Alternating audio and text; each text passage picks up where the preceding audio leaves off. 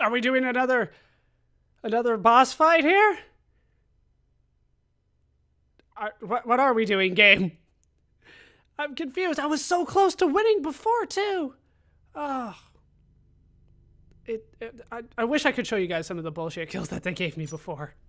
But I learned that from hard experience. All right. What did you expect? That when you slew the Vizier, I would simply disappear? Oh, but you were so blind. Your rage, your pride, your selfish ways. They gave me form and substance. Even with the sands gone, I have the strength to remain. And with the Vizier gone, I can take your place and rule the kingdom. And there is absolutely nothing you can do about it. Am I just supposed to wait? Am I not supposed to attack him? Is it one of those fights? Because he's not attacking me. I can't seem to do, like, anything else, but... I guess we'll hit him. Alright. Is this doom? Or victory? Getting Final Fantasy VII flashbacks. Oh. These are, like, legitimate platforms. Okay.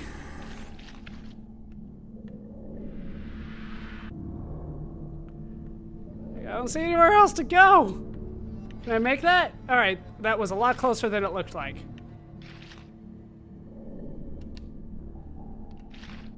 Hey, okay, I can't die, which is nice, because I have no idea where I'm supposed to go. Alright, we'll kill him again. The ability to manipulate time itself. You had the chance to be the greatest king the world has ever known. What wars you could have fought. What monuments you could have erected in your honor. What women you could have kept. Ooh. Keeping the women, huh? I guess the rest of the stuff's okay, too. I don't know why he rolled before. Ha! He wasn't close enough there. There? Alright. But you failed me, Prince. You grew soft and sympathetic. My attempts to convince you to seek glory fell on deaf ears. So I bided my time, waiting for the proper moment to strike. Now I'm getting Max Payne flashbacks. You gonna zoom in on me? Oh, there's gonna be another thing. The hell is this? What? Wait, this was like in the first game, right? Alright, do I jump for it? I remember that from the first game. That was the... You do not deserve what you have been given. Control of the world's greatest empire. With the power at your command, you could rule the world. You have squandered it, Prince. I would do it justice, and so it should be mine. You are just a parasite! You deserve nothing! You can't twist platforms on me! Alright, I made it. Dutch angle. Let's go for it. Regular, other Dutch angle. Regular. We're back to regular. Okay. Ha! What don't I? Have I not earned it? Do you think you would be here now if not for me? How many times did I save you? How many times did I unblock your path, take down your enemies, remind you of your mission? While all you did was cry about your father, and Kylina, and Farrah, how everything bad always happens to you. Boo-hoo, Prince! Your words are empty, have always been empty. You are just a desperate, selfish spirit.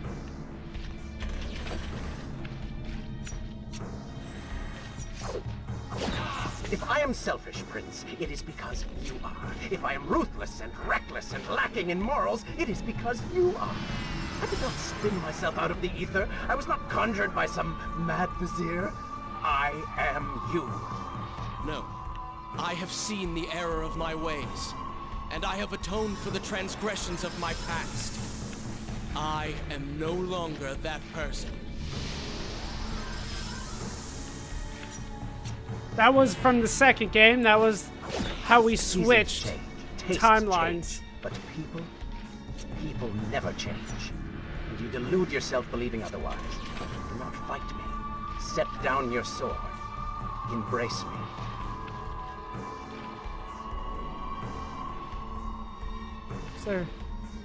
Is there not a platform there? What am I doing? I don't understand. Do I drop? Or just drop? No. I can't see platforms. Do I jump for it? There's nothing there to jump to. So I don't drop. Do I drop on this side? No. Drop over here. No.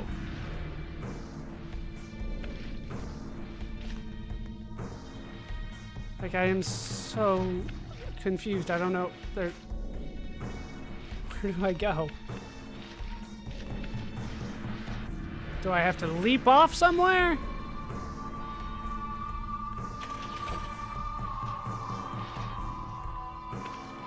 What? Why is that here now?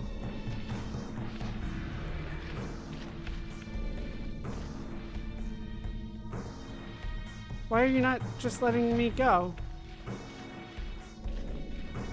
What's going on?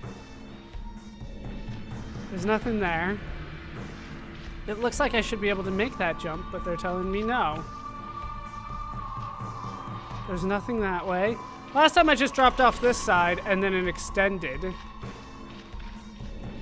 Is that what happened again? Yep. You mean to kill me then? To cut me down like all your other enemies? Swing that sword, Prince! We've seen how well that works. Alright, I still made it. Oh, jeez. Kill him! Such violence! Your anger serves only to feed me. So I have to ask, have you really changed? After all, I am still right here, standing before you. Nope, other side still. Okay. We're getting this. To the third game? To the third game. Is there a health upgrade here? Oh, I think this was the room from the end of the first game. Yeah, she looks... Leave this place. It reeks of sadness and cruel intentions. You must not chase this shadow. Turn away. Wake up. She looks really, really different compared to the first game. Just a little bit longer, Prince. Notice how you continue to fail? Stop, please! You're hurting me! I'm just gonna Just a go. little bit longer, Prince. Stop, please! You're hurting me! I'm just gonna go. By all means, stay and fight. I, on the other hand, have a kingdom to attend to. I can't see shit. Wake up. Wake up. Did I do it? I did it! Farrah? Are you all right? I think it's finally over.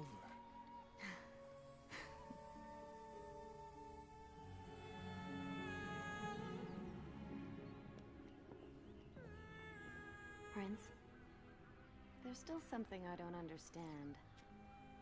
How did you really know my name? Most people think time is like a river that flows swift and sure in one direction. But I have seen the face of time, and I can tell you, they are wrong. Time is an ocean in a storm. You may wonder who I really am, and why I say this. Come, and I will tell you a tale like none you have ever heard.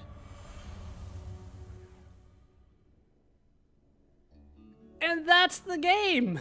I don't know. I have some mixed thoughts about this game. I will say that they have implemented two new things that I did enjoy. They did implement the stealth kills, and they implemented the combos. Those were good. Problem with the combos is that I could not reliably get them off, and then every time I learned one, it seemed like picking up a new weapon would change that. So, I don't know. The stealth kills I loved. Until I got the weapon that one-shot everybody, then I stopped caring. But the platforming segments I thought were pretty nice. I thought that there should have been more down-to-the-wire type platforming segments. I remember those primarily from the first game, but then also in the second game whenever we were chased by the Dahaka, where I didn't have time. I just had to go and hope that it worked out well. Those weren't really present in this game. I can only think of a couple times where I had to keep going until the end. The final boss fight, I have to say, like, I did not enjoy that one too much. You guys got to skip most of the failures, but like I said, it was like the 5th or 6th time that I went through, and I was dying to him hitting me during the platforming segments, and I was already at a sand tank, so there wasn't anything that I could do. Overall, I enjoyed the game, but if I'm being honest, I did not enjoy it as much as the first game. I feel like the first game had a charm to it that, since they got rid of almost entirely in Warrior Within, they could not return to completely in this game. So this game kind of felt like a compromise between the two games. Also, when it comes to the lore, I had some difficulty with it this time because we were in more or less the same place that we were in the first game, so why were there all of a sudden different monsters? Particularly the gigantic rock monster that I ended up controlling with my dagger in the base of his neck. Why was that there? Because it wasn't in the first game, so I'm confused about the sand and all that kind of stuff. This is a game that I feel like you would only enjoy if you had played the first two games. I feel like they expected you to have played those games. This is not something that you could have come into fresh, especially since they didn't tell me a lot of the controls or how to do certain things, and I just had remembered them from previous games. Otherwise, I would have died. The battling, once again, my least favorite part of the game. I feel like it was an improvement over the second game, but it was kind of built around these stealth kills and the combos, but when you introduce a thing like the stealth kills to me, then I feel like doing the normal battling is a failure on my part. Similar to how Assassin's Creed works. If I can do the instant kill and then all of a sudden I'm in a normal battle, it feels like I messed something up. But in both that game and this game, there are certain segments where you have to go through the normal battle system, even though that is also a punishment for if you screw up the stealth kills. So it's a little weird for me that way. So I would probably say that it's better for me than Warrior Within. I understand a lot of people do like Warrior Within because of the kind of edgy, gritty kind of coolness of the second game. For me, I liked the charm from the first game more, although the first game did have some problems, especially when it was a little bit more open world. This game was very straightforward. You just go forward. There was no chance to kind of get lost like you did in the Sands of Time. But the change in Farrah doesn't quite make sense, especially since they pointed it out at the end, right? We saw first game Farrah, and then we run to her, and she's suddenly third game Farrah. I could have accepted the change a little bit better if you didn't remind me of it at the end, but I did notice the change without the little scene at the end, and although I understood it, I didn't necessarily agree with it, but then they put it right at the end, and then it made it worse for me. But overall, I do think it is a fun game. I think, though, overall, my problem with the controls was not only just random things were happening every once in a while, but I think that Ubisoft, because they are the innovator of it, they kind of stick around it a little bit too long, and I would call those context-sensitive controls, where the same button can do 2 or 3 different things depending on where you are and what's around you. So, you know, having R1 be run along the wall and up the wall, it posed a couple problems here and there. It's much more apparent in Assassin's Creed, though, where the same button does like 4 or 5 different things, and just all of a sudden you jump off a building when you mean to jump up. Alright, so I have now unlocked the Telephone of Sorrow special weapon. While in the pause menu, use the directional button and enter Right, left, down, down, up, down, up, down, down. I am not going to remember that, but apparently now I have the telephone of sorrow. I have no idea what that does. Is it Is this where I should resume the tale next time? is it a literal telephone? I'll drop a save. Apparently that's a thing that I should do. I'm still confused about all of this though. All right, so I have extra features to unlock. I have, this is where I can use my sand credits. Apparently I have 2,618. So they were giving me sand credits when I was not aware of it as well, because I never got like 8 sand credits, you know? So let's see what's in the artwork. We'll go with the character gallery. Prince to start. I have unlocked a few things. So there's a first game kill. This is definitely from the first game. Definitely from the first game. Still from the first game.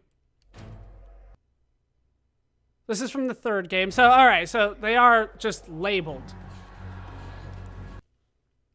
So you can see the character changes, right? I felt like the first one, it felt like I was fighting people that had been infected with sand in the first game. Then we fast forward to the third game, and I understand why they did it, because mostly from Warrior Within, but I don't know. It just doesn't fit in with the Arabian theme that I thought they had started with, you know? I don't know what that is. Once again, he's sitting on a throne. We never actually got to do that. I tried, but you know, I don't know what the 2 thrones really meant at the end of it. And he's still sad, mostly from what happened between the first and second game. He's still quite upset about that. I don't know why the music has to stop every time we look. But see, this is what he looks like in the first game. And he just looked like, I would say, a Persian prince. You know, Prince of Persia and all that. Then we get to the second game and they're like, now he's this. And I think this changed him that in a way that was kind of irreversible. I've seen all of these pictures before. Like, this is how you guys promoted the game. Why are you guys giving me this? So this is the third game, right? Where he goes like full on devil. I still don't really know what happened with Dahaka. I mean, I know I defeated him, but I don't know how I was able to do that. Apparently that's it. I guess we're going back now. Let's go to the other characters. We'll take a look at, this is Farrah from the first game, right? She looked like a Hindu princess to me. Granted, she didn't have the bindi, but you know, that's kind of sometimes a sign of marriage. I have to throw in the sometimes because it depends on who you ask. But we got that. And then here's her in the third game, in bed for some reason. Kind of a drastic change, right? I don't think that's her. Just a thought. I have no idea who that is though. But here she is in the third game once again. And she's much more of I don't know, kind of a goth Hindu princess, for lack of a better term. I honestly don't remember it, but I remember that. Remember the old guy. And then she had just arrows out of nowhere. Then we have the Dahaka. This guy was messed up. Oh, and also her. Because boobs. Mostly, I mean, that's why she was there in the second game. But then once again, we go back and it's just like, oh, this series started as just a pure Arabian theme, right? I mean, it almost felt like Aladdin at some point with the evil Vizier and all that kind of stuff. But then, boom, third game, here's the Vizier. Like, here's one Vizier, or yeah, here's one Vizier. Boom, this is the other Vizier. Just complete change over time. And as a result, I felt like it lost the charm. Here's the concept for the powered Vizier. So there's the character gallery, illustration gallery, illustrations. Let's look at Sands of Time. We have the sword. We have one of the enemies, right? This just looks like a normal person-ish that got corrupted by sand. Not so much this one, but that was a monster that transformed. This looks like it could have been a guy. You know what I mean? We have the dagger, the palace. It still looks nice, I would say. I mean, granted, the graphics got an upgrade over time, but you know, it felt like we were running around an actual Persian palace. That could have been a eunuch or something, I guess. And there's the king, right? He lived this time, thanks to our work. All right, that guy's messed up. But like, boom, harem. That's what they looked like before. Some guards. The Sultan of Agrabah. But then we go to the Warrior Within, and boom, things have changed. This actually looked like a room from the original Sands of Time, to be honest with you, but it does look like it's from the Island of Time. There's the ship. This is no longer... Actually, this was in kind of the opening cutscene before we made it to the island, wasn't it? There's the island, though.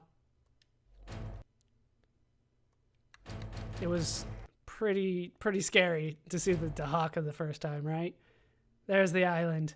So we went to this island where we could change time. It was interesting. Lots of... Right, this is before, and this is after. There was something that happened in the middle. There's the creepy guy. There's the island. Ugh. Some bad stuff happened there.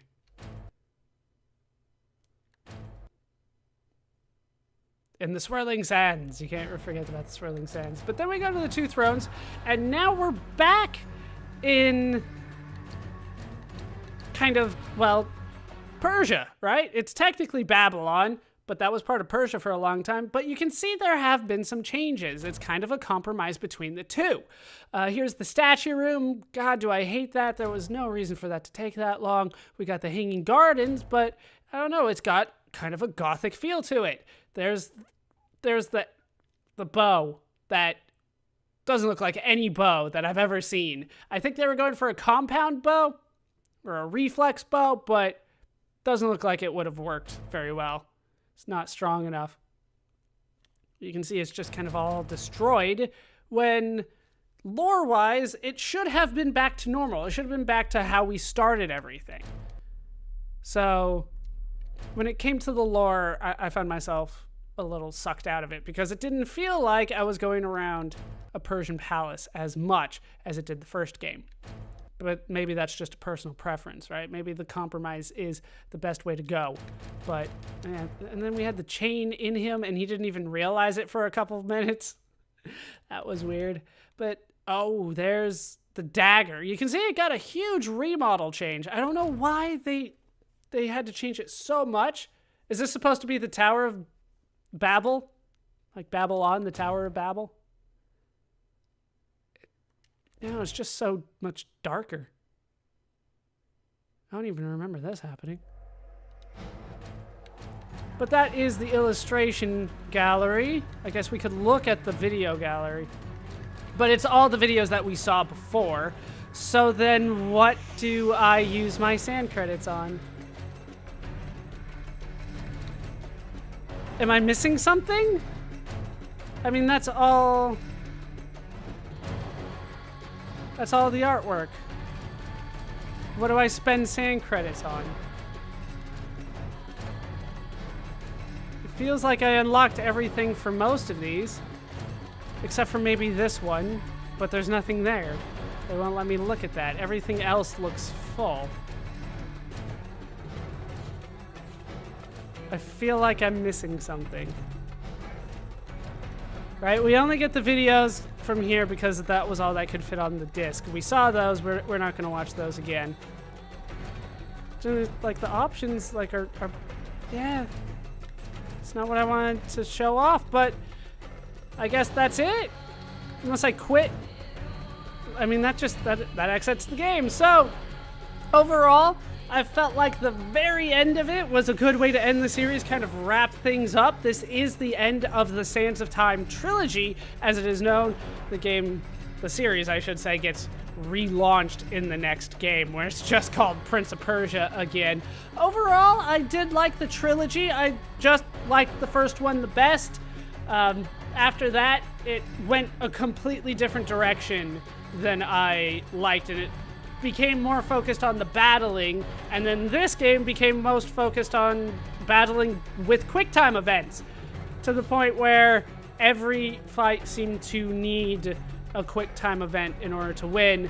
I felt like this game was a little phoned in, that it didn't have as much pride and effort put into it as the first game did. And even the second game, although I disagreed with the way the second game went, this game... Oh, we're just going to get out of that, are we? Okay, so felt like this game didn't have necessarily all the effort that the first two games put in. We're not going to have you talk, though. But overall, I thought it was good. I feel like they were already considering doing God of War, and this game was kind of proto God of War at that point. Also, there were some Assassin's Creed things that came out of this. I can see where Ubisoft kind of went from here. I just don't think that this game was necessarily the penultimate Prince of Persia game that I think the series deserved. To kind of wrap things up, it was more of a compromise than it was a tribute to the previous two. But with that said, that is going to do it for these parts of this Let's Play of Prince of Persia, The Two Thrones. Hope you guys have enjoyed this entire Let's Play. Hope you laughed. Hope you learned. Hope to see you next time. Thanks for watching.